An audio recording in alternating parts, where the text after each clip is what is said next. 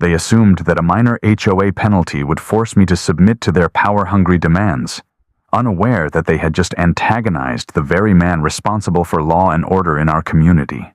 What they didn't realize was that once I began exposing their unlawful operations, targeting our community's dedicated first responders, I would become the predator in their twisted game. Welcome to my channel. Feel free to comment from wherever you're watching. I'll never forget that fateful morning. It began like any other day and ended up forever changing our neighborhood. As I stepped out to my car, prepared for another shift at the station, I noticed a bright neon green slip wedged beneath my windshield wiper. At first, I assumed it was another restaurant flyer, but my heart sank when I recognized it as an HOA violation notice. A $89 fine for what they claimed was improper lawn maintenance. I stood there in my uniform, coffee in hand, staring at my yard, which, for the past 15 years, had been as green, healthy, and regularly mowed as ever. Sure, it wasn't a perfect golf course, but it was neat and well cared for. Then I heard the unmistakable clack of high heels on the sidewalk. "Good morning," came a voice that was both saccharine and sharp enough to make my teeth ache. It was Karen Mitchell, the newest addition to the HOA board, out on her morning inspection with her tablet in hand. She had moved into the neighborhood 6 months ago and had wasted no time campaigning for a board seat. Now, barely 3 weeks into her role, she was making life miserable for everyone. I greeted her with a nod and held up the notice, explaining calmly, "My lawn meets all reasonable standards." She barely glanced up from her screen before replying in a clipped tone, "Section 7, Paragraph 3 of the HOA guidelines clearly states that grass height must not exceed 3 inches. Yours is approximately 3.5 inches. As she tapped away on her tablet, likely logging yet another violation, I inhaled deeply, recalling my training in dealing with difficult individuals. "I've been tied up with a major case this week. I'll mow it over the weekend. Rules are rules," I said, maintaining my composure. Then she chirped, "And if the fine isn't paid within 72 hours, it doubles. Oh, and you might want to address those garden gnomes. They're not on the approved decoration list."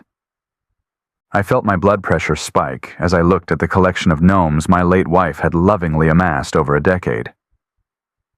"I wasn't aware that garden decorations needed HOA approval," I replied evenly. "New board, new rules," she said brightly while waving her tablet as though it were a scepter.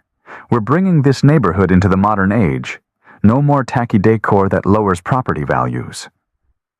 As she continued down the sidewalk, I noticed her pausing in front of the house belonging to Alicia Rivera, an ER nurse who had just completed a grueling night shift. The last thing Alicia needed was Karen's early morning harassment about her garbage bins being left out too long. I watched as Karen began snapping photos of Alicia's property, and something inside me shifted. This wasn't merely about my lawn or my gnomes anymore. In my 25 years in law enforcement, I'd learned to recognize the signs of harassment and abuse of power. Karen wasn't just strict. She was deliberately targeting specific residents. Back in my car, I scrolled through our neighborhood Facebook group. The complaints about Karen were mounting. Derek, the local firefighter, had been fined for his kid's basketball hoop. An elderly couple on the opposite side of the street had received a citation for their unapproved rose bushes. Even a nearby schoolteacher had been penalized for parking his car in his own driveway because, according to her, it was too old and unsightly. I was about to pull out of my driveway when I spotted Karen taking more pictures of my own garden gnomes. She hadn't yet realized that she was about to cross a line. You see, being chief of police has taught me that sometimes the most serious crimes aren't headline grabbers, but rather the small injustices that gradually erode the spirit of a community. As I drove to work, my mind already began to formulate a plan. Karen thought she held all the power, yet she had no idea who she was really dealing with or what I would soon uncover behind her perfectly polished facade. 2 days after that absurd lime green ticket, I encountered a scene that left me incredulous. 2 black SUVs emblazoned with HOA security blocked my driveway entirely. I had just wrapped up a grueling double shift, dealing with a bank robbery downtown, and all I wanted was to park and catch some rest. But Karen Mitchell had other plans. I watched through my windshield as she strutted across my front yard in a designer suit, tablet in hand, snapping photos of everything from my garden hose to my welcome mat. With every flash of her camera, my pulse quickened, but I maintained my cool. After 2 decades on the force, I knew that losing my temper would get me nowhere. I stepped out of my car and called out, "Excuse me, your vehicles are blocking my driveway and I need access to my garage." Karen spun around, her perfectly styled blonde hair bouncing as if in a shampoo commercial. "Well, if it isn't Mr. Wallace, our neighborhood's most notorious rule breaker," she remarked, tapping her tablet with long red nails. "Let's see. An unpaid fine for excessive lawn height, unapproved garden gnome placement, and now," she paused dramatically before adding, "a non-regulation mailbox color." I couldn't help but chuckle. "My mailbox is white, and it has been for the 15 years I've lived here.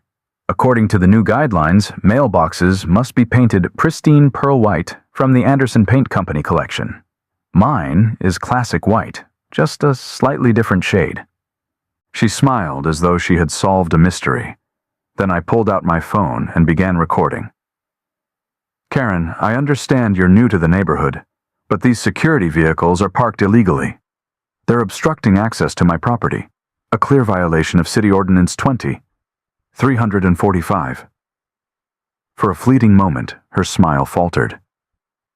"I have full authority as an HOA board member to enforce our community standards," she insisted, gesturing toward 2 men in ill-fitting uniforms leaning against the SUVs.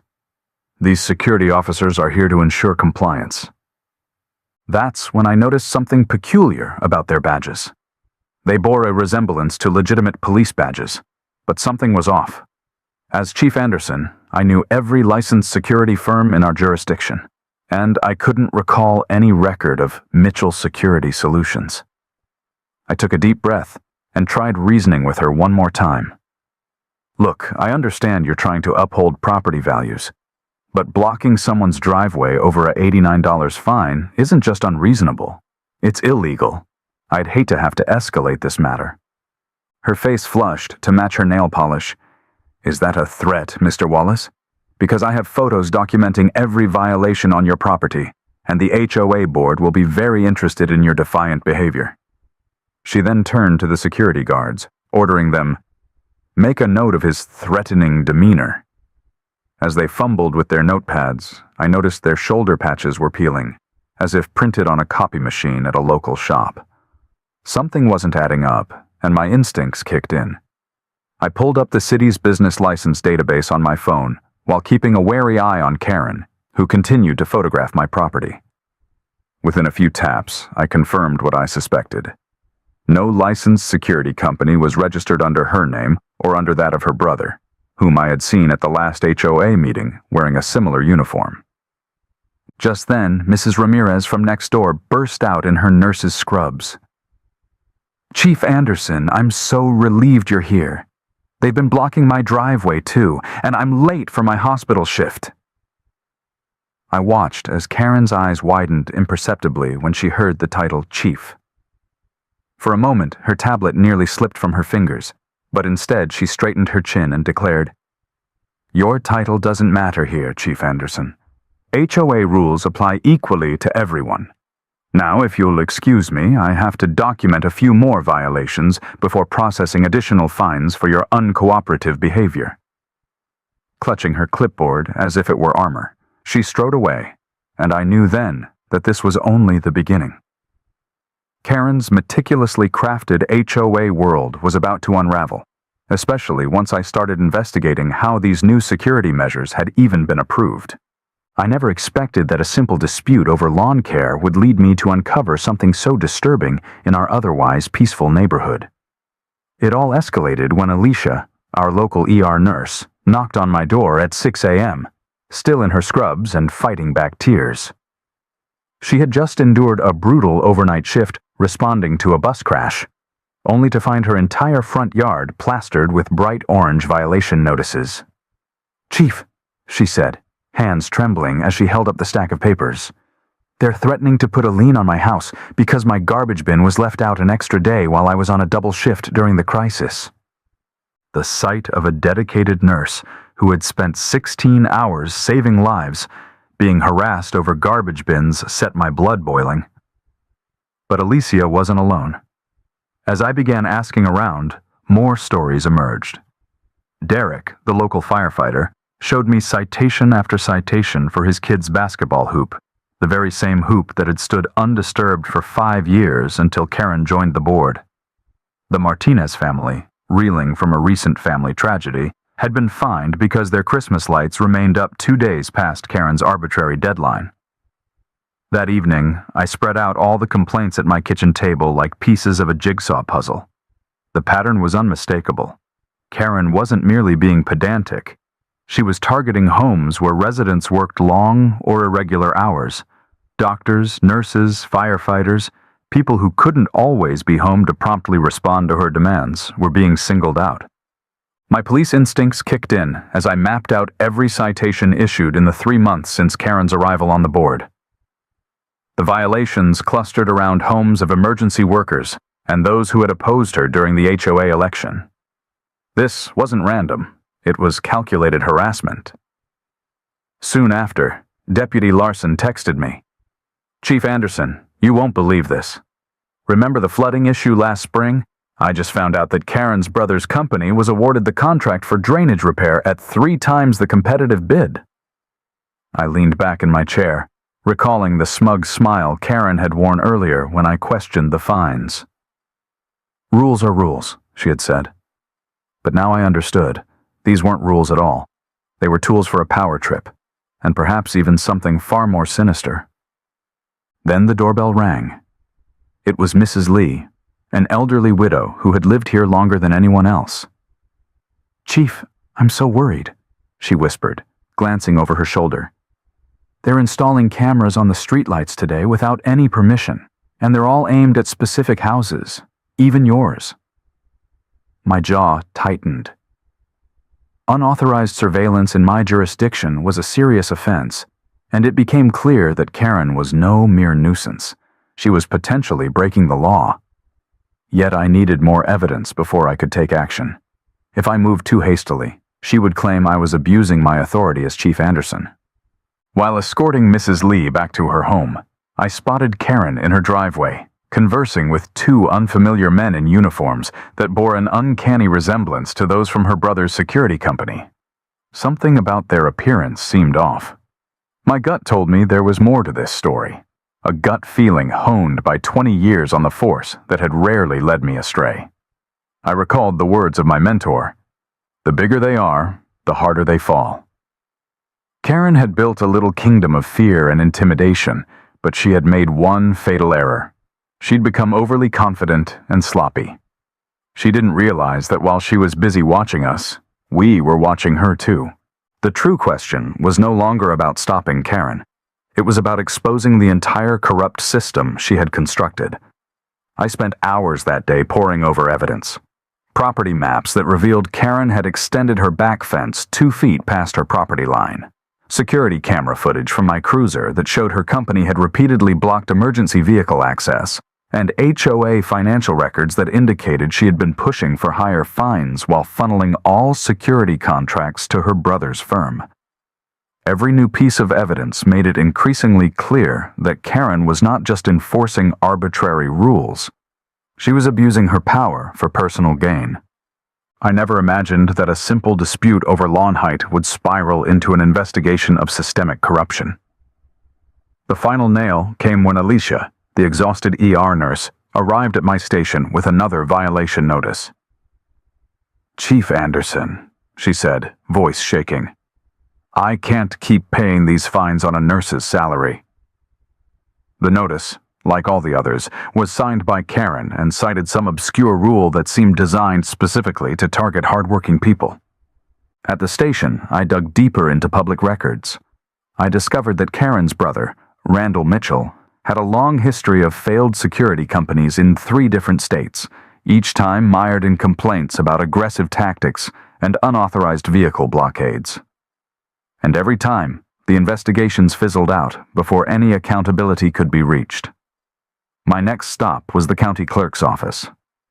Mrs. Hernandez, the kindly clerk, helped me retrieve recent HOA registration documents. Flipping through the pages, I found the smoking gun. Karen had never disclosed her familial connection to the security company when she bid for the HOA contract, a blatant violation of the board's own conflict of interest rules. The most damning evidence, however, came when I checked Karen's home business registration. It turned out she had been running an unlicensed daycare out of her garage, caring for up to 6 children at a time, a direct violation of HOA regulations that strictly forbade commercial activities. The very same rules she had been invoking to fine residents for having home offices were being used against her. My phone buzzed with a message from Derek.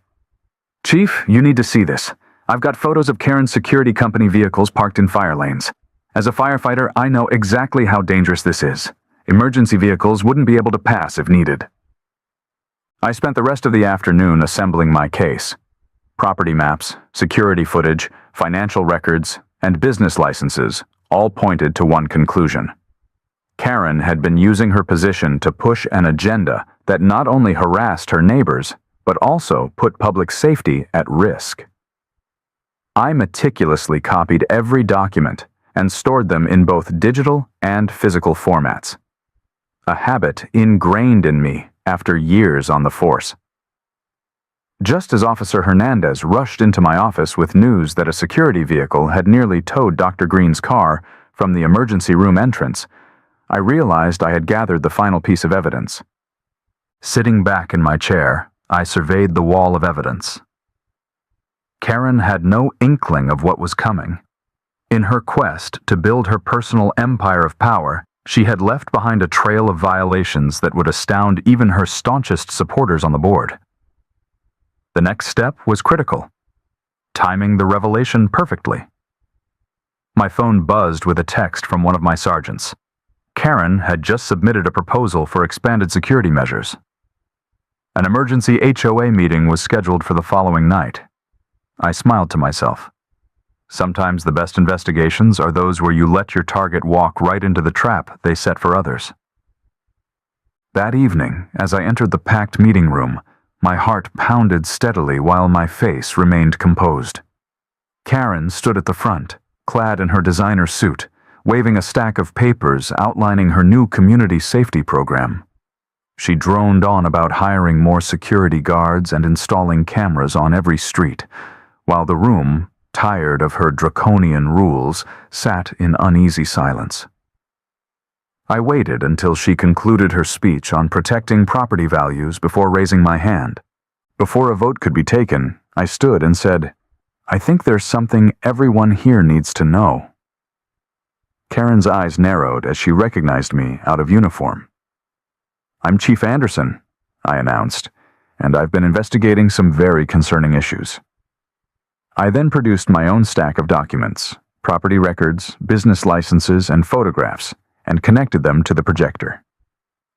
The screen lit up with images showing Karen's illegal home daycare operation, which blatantly violated HOA regulations and state laws. "These pictures reveal an unlicensed daycare being run out of your home, Karen," I said calmly. "That's a direct violation of both HOA guidelines and state regulations." Her face flushed with fury. "How dare you? This is private property. Public records aren't private," she snapped. I smoothly shifted to the next slide. "Neither is this business registration, which clearly shows that your brother, Randall Mitchell, owns a security company that is now patrolling our streets without proper licensing." The room erupted in murmurs. "While you were busy fining Alicia for leaving her trash bins out an extra hour after her shift, you were operating an illegal business and targeting Derek for his children's basketball hoop," I continued. Mrs. Lee from down the street stood up, recounting how she'd been fined $200 for what she claimed were non-compliant Chinese New Year decorations. One by one, neighbors began sharing their own stories of harassment and unfair fines. Before Karen could grab her papers and storm out, the HOA president, Mr. Parker, intervened. "Not so fast, Karen. We need to discuss this," he said. I then laid out evidence of every arbitrary fine, every fabricated rule, and every double standard. As I presented the final slide, a damning photo of a security vehicle blocking a driveway, I declared, "This security company has been impersonating law enforcement without any legal authority." Karen's carefully constructed mask finally began to crack. "You can't prove any of this," she cried. "I'm simply making the neighborhood better by enforcing rules." I replied firmly, "Rules must apply to everyone, and that includes you." The room burst into applause as Mr. Parker called for an emergency vote. Neighbors raised their hands in unison. In the end, Karen was not only removed from the board, she was banned from ever serving again. As she pushed past everyone, tears of rage streaming down her face, she shouted, "This isn't over!" But looking around at the united community, I knew that sometimes justice isn't just about wearing a badge. It's about having the courage to stand up and speak the truth.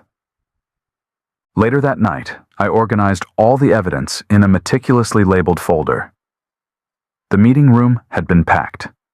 More neighbors had shown up than I'd ever seen. Karen sat at the front table, absorbed in her tablet, as if she still owned the place. Before the vote on the new security measures, I stepped forward and addressed the board. For those who don't know me, I'm James Carter. I've been a resident here for 15 years, and I serve as chief of police for our city. A hush fell over the room. Karen's tablet clattered to the table as her brother, Randall Mitchell, now looking extremely uncomfortable in his seat by the door, shifted in silence. I continued. In the past 3 months, there have been 47 fines issued in our community. 35 of them have been levied against first responders and essential workers. Here is a color-coded map showing every citation. Notice the clusters. The board members leaned in, studying the red dots intently. Mrs. Franklin, our retired school principal, and the longest-serving board member, adjusted her glasses with trembling hands. "But that's not all," I added, producing additional documents. "The security company hired to enforce these citations, Mitchell Security Solutions, is not only unlicensed, it's operating illegally under state law." At that moment, Randall tried to rise and exit, but 2 uniformed officers stationed outside prevented his departure. "This is absurd!" Karen shouted. "You can't use police resources for personal vendettas." I smiled and replied, "That's exactly why every piece of evidence I'm presenting comes from public records and legitimate legal channels." I then showcased the documents linking her home daycare to violations of Section 7 of the HOA agreement. The room erupted as neighbors began to share their own grievances, from a single mother fined for her Christmas lights during a double shift to an elderly couple harassed over the color of their medical equipment delivery van. Mrs. Lee's voice rang out clearly. "I've had enough of these arbitrary fines." Without warning, I moved to remove Karen Mitchell from the board and announced that a full audit of all fines issued under her authority would commence immediately. In protest, several voices shouted, "You can't do this!" Karen's face drained of color as she stammered about protecting property values and maintaining standards. "No," I said quietly. "You were bullying people who didn't have the time or means to fight back. That ends today." The vote was unanimous. As Karen stormed out, her designer handbag swinging wildly, neighbors began embracing one another. Alicia, still tearful, clutched Derek as they wept in relief. I stayed late, assisting Mrs. Franklin in processing the paperwork to refund every unjust fine. Over $115,000 in total, each one more absurd than the last. Neighbors dropped by with coffee, snacks, and their own stories of relief. The following morning, while driving to work, I passed by Karen's house. A moving truck was already parked in her driveway, and her brother's security vehicles had been replaced by legitimate patrol cars operating with proper permits. Word spread quickly through the neighborhood. Soon, children played in their yards without fear of citations, and Mrs. Ramirez organized a community barbecue to celebrate the return of common sense. A week later, I was watering my lawn, exactly 3.5 inches tall, when Alicia's young daughter ran up with a handmade card. The crayon drawing depicted me in my police uniform standing in front of a rainbow-colored house, and the message read, "Thank you for making our neighborhood happy again." That card now hangs on my desk at the station, a constant reminder that sometimes the most important work is done right at home. Our community learned a valuable lesson. It's not about having power, it's about how you choose to use it. And as for Karen, the last I heard, she tried to join another HOA board in a neighboring town. But word had already spread about her experience with us. The information in this video is for informational and entertainment purposes only. HOA rules and laws vary by state and community.